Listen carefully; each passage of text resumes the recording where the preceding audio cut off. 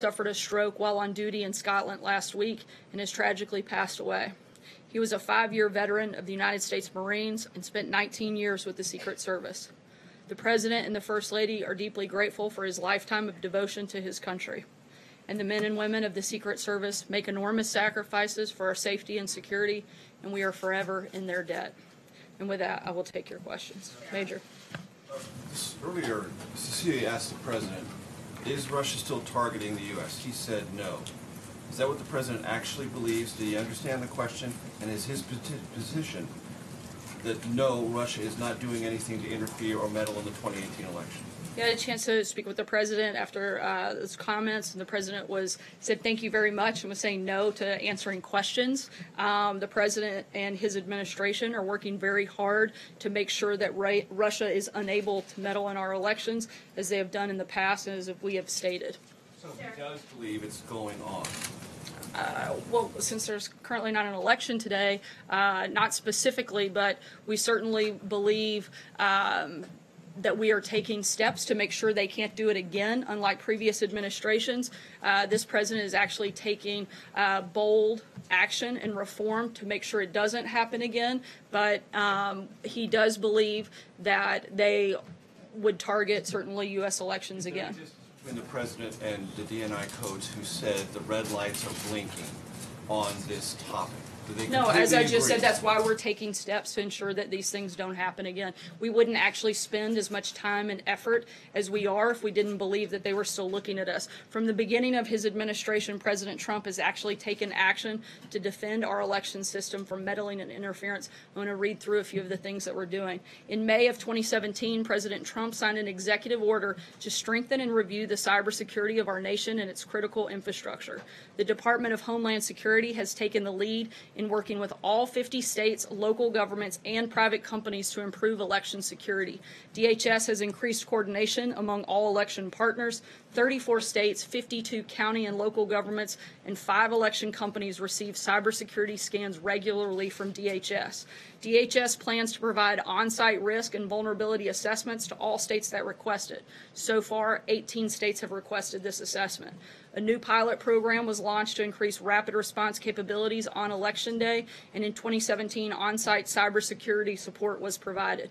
In March of 2018, Congress provided the Election Assistance Commission with $380 million in funding for election assistance grants to states. These are steps that we've taken to prevent it from happening. These are steps that we've taken because we see that there's a threat there. Cecilia. Thank you, Sarah. I just want to clarify what you just said.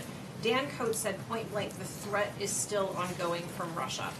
Does this White House believe that currently this threat is still ongoing? Certainly, like I just said, we believe that the threat still exists, which is why we are taking steps to prevent it. Again, you wouldn't go through that lengthy process if you weren't. The President yesterday clarified his comments from his press conference Monday with Vladimir Putin. Does the President stand by all of his other public comments on the trip, including his constant interview criticizing Theresa May's handling of the Brexit negotiations, his comments that Russia controlled Germany over that pipeline, and other comments in that press conference Monday where he continued to cast doubt on the intelligence committee's assessment of Russian meddling in the 2016 election? Does he stand by all of those? Again, the President saw a need to clarify the position. He saw how his comments were being interpreted. He looked at the transcript and clarified those comments. And Sarah, does the White House have any response to the arrest and indictment of a Russian national who's accused of trying to infiltrate American political organizations, purely on the right, to try to influence American politics? Certainly, we're looking at that. But just to clarify, I know that there was massive media hysteria yesterday over confusion between that individual and a White House staffer, which I think shows, frankly, the outrageousness and the just desire to find the negative in everything that this president does. Just because somebody was simply redheaded, they were accused of being some sort of spy for Russia. I think that this has gotten totally out of control. You guys need to take a little bit of a step back, slow down, and quit going after the Trump administration on every single thing that takes place. You have no response to the indictment. Do you have a response to the indictment? I said we're looking at it. but this is a lengthy process. We're going through it. However, I do have a response to the fact that simply because somebody had the same hair color, they were accused of being a Russian spy by a large number of people, frankly, in this room. Roberta. The President today and the Secretary of State both spoke about progress being made in trade talks with Mexico. And I'm wondering whether trilateral talks with Mexico and Canada and also the bilateral talks with Canada are effectively off the table for now.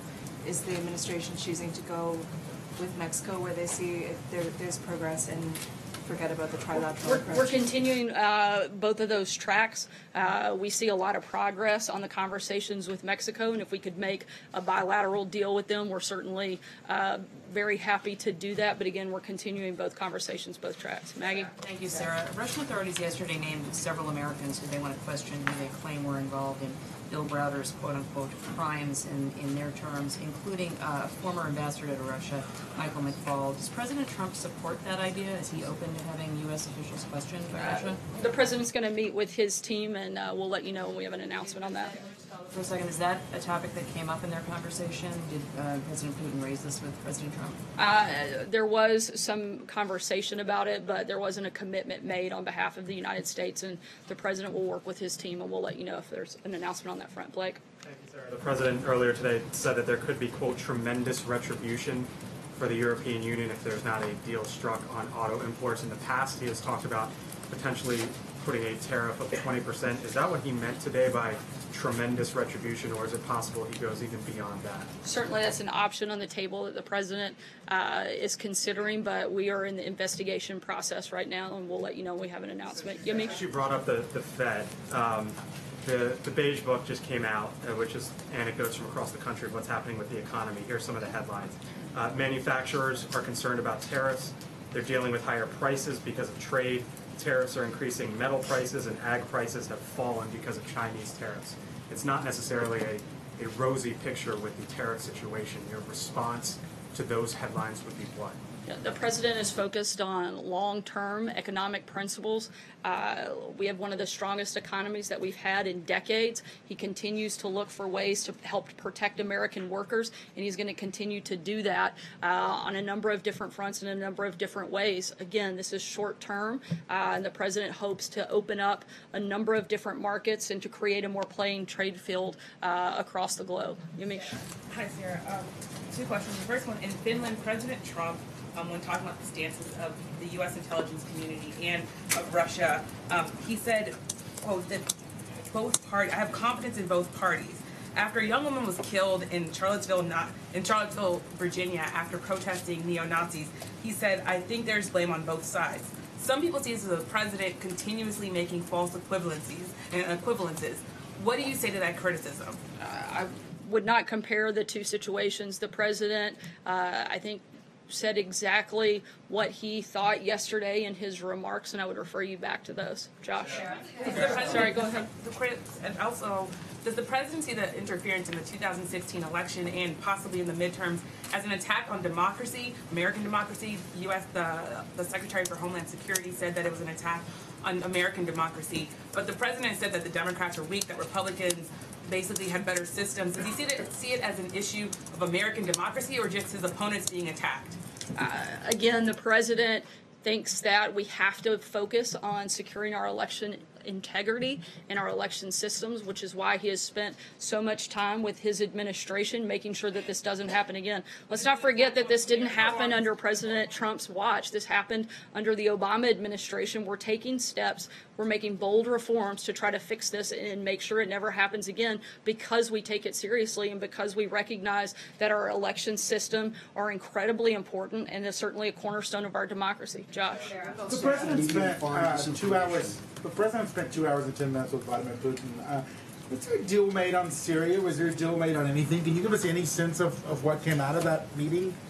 Certainly, as the president said, a number of issues were raised, including Syrian humanitarian aid, Iran's nuclear ambition, Israeli security, North Korean denuclearization, Ukraine and the occupation of Crimea, reducing Russian and U.S. nuclear arsenals, and of course, your favorite topic, Russia's interference in our elections.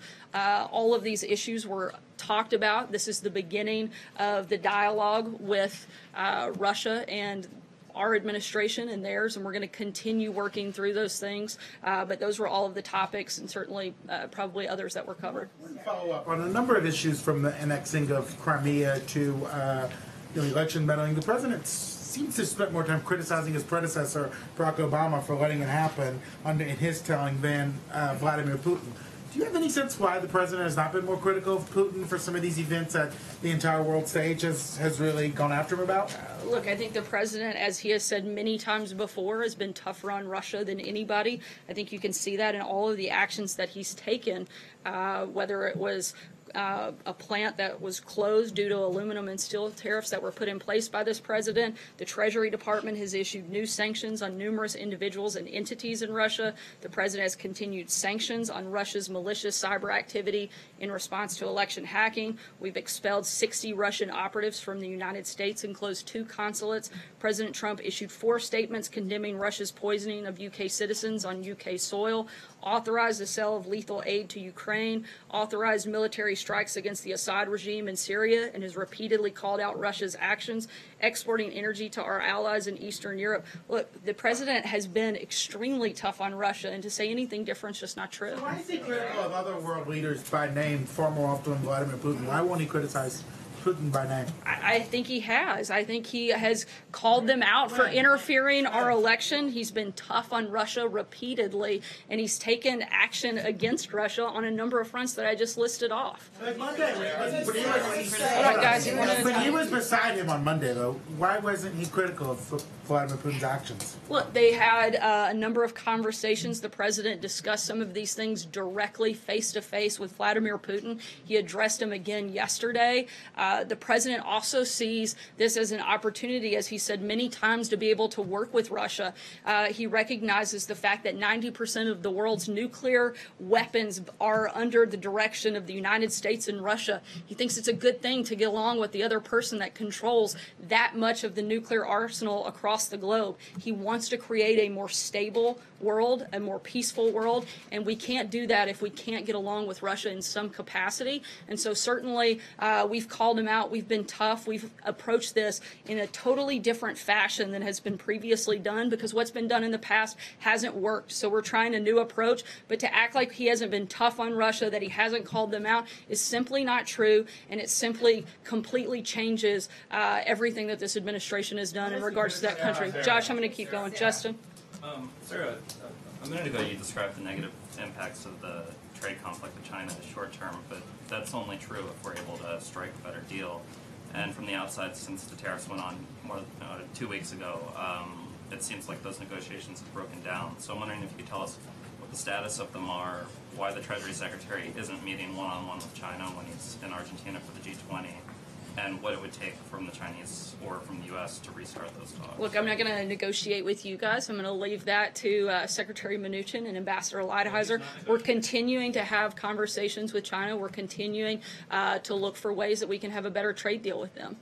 Steve? I want to follow up on Maggie's question, because she asked about the idea that Putin offered of essentially allowing Robert Mueller and his investigators to go to Russia to oversee or witness the interrogations of the Russian military intelligence officers if the U.S. would reciprocate and have Russian investigators come here to watch American citizens face questions about the crimes that they allegedly committed in Russia.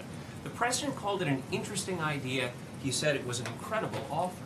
Why would he say that? He said it was an interesting idea. He didn't commit to anything. He wants to work with his team and determine if there's any validity that would be helpful to the process. But again, we've committed to nothing, and it was an idea that they threw out. Sarah, some Democrats on Capitol Hill now are saying that they want to drag the translator who was in the room with the president and Vladimir Putin before congressional committees to find out exactly what was said in their private meeting. Is that something that the White House would ever support? That's something that would go through the State Department. Mike? The list of subjects you went through as far as for the one-on-one meeting, unless I missed it, were sanctions discussed at all? Did the president bring it up, or did President Putin bring it up to President Trump? I'm not aware. I'd have to ask to be sure. Hallie? Just one quick one. Yesterday, the president's revision, it was just kind of seen widely that he was leaving himself a little bit of room when he said there could have been others too who meddled. Was he referring to any specific intelligence on that, or was that his instinct then? Certainly the president receives a number of briefings and has talked about this subject pretty extensively. We're aware of others that have made attempts, but I can't get into any of that here at this point. Yeah, Hallie? two questions for you, and I want to just clarify something you talked about at the beginning of the briefing.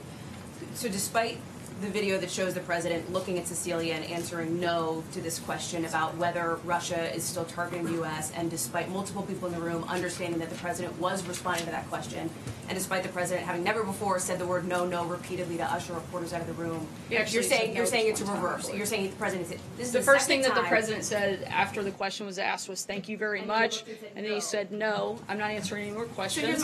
And even further, I think even Cecilia didn't realize what the answer was because she asked for clarification and he didn't answer the follow-up. Again, because she wasn't sure. I talked to the president. He wasn't answering that question. He was saying no, he's not taking questions, and I've stated what our position is. Let me get my question, Sarah, because I haven't actually asked it yet, which is the president, now this is the second time in 3 days that the president of the White House has come out and reversed what the president has said. To the Actually, opposite of what it was I'm perceived, interpreting Sarah. what the president said. But I'm not was reversing perceived it. in the opposite way. Why I was should in this the room as president- well, and I didn't take it the way you did. But why should this president have any credibility to Americans in what he says if, in fact, 24 hours later, or in this case, 3 hours later, the White House comes out and says, just kidding? First of all, that's not what I said. I was interpreting what the president's intention was and stating the administration's policy. It's not exactly what you just explained. We never said just kidding. And I think that you can take the fact that the president has credibility because he saw that he had misspoken, and he wanted to clarify that yesterday, which he did. So when he sees that he's misspoken, he comes out and he says that. Jordan. Follow up on Sorry, I'm Josh. going The to keep second moving. question, Jordan, you go told ahead. Josh, well, just to follow up on my second question, Sarah. Sorry, you told Josh, you've asked I did two. Have, I I'm going to have move on two. to Jordan. You told Josh the president has been Once again, publicly Hallie, I'm critical moving of on to Vladimir. Jordan. Jordan, go ahead. Sorry, Hallie, go ahead if you want. Thanks, Jordan. You said to Actually, Josh, I'm the going to take a president question has been from publicly Jordan. critical of Vladimir Putin. I just want to know when, because I don't think any of us remember, at least I don't remember a time when the president has publicly called up Vladimir Putin. I think by stating the fact that the president said that Russia interfered with our election, that's a pretty bold call out of another world leader. Jordan, go ahead. Senators Rubio and Van Hollen have introduced legislation that would impose new sanctions on Russia if the intelligence agencies find that they meddle in the 2018 midterms or in the future.